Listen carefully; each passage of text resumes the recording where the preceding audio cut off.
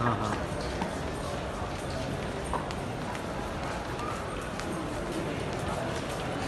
इस्लामाबाद के बारे में क्या कहेंगे? क्या वीडियोस आपने ही लीक की थी?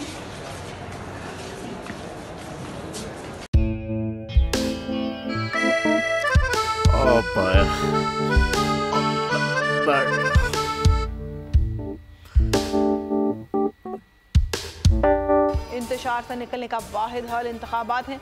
हकीकी आज़ादी मार्च आज रवा। खसम आयत के मुताबिक अगर आप उसको ये रिपोर्ट दे दे तो मैं आपको अपनी 4 सीटें दे दूंगा। मौलाना हाँ साहब, वो जो रिपोर्ट हमें दे दे और वो जो नीली पीली चैनल है वो लगाए। जाओ शबाज। हम ऐसा टीवी देखते ही नहीं जिसका रिमोट हमारे हाथ में ना हो। और यहाँ पे कोई 2 नंबर ही नहीं चलेगी। और हम कोई गुलाम है जो आप रिमोट मांगे हम दे दें? Absolutely not. यहाँ पे सिर्फ पाकिस्तान का नंबर 1 चैनल चलेगा, बोल, जो हकीकी सहाफत की जंग लड़ रहा है।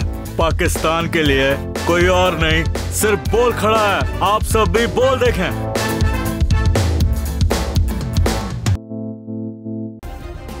सब्सक्राइब करें और बेल दबाएं ताकि कोई खबर रह न जाए।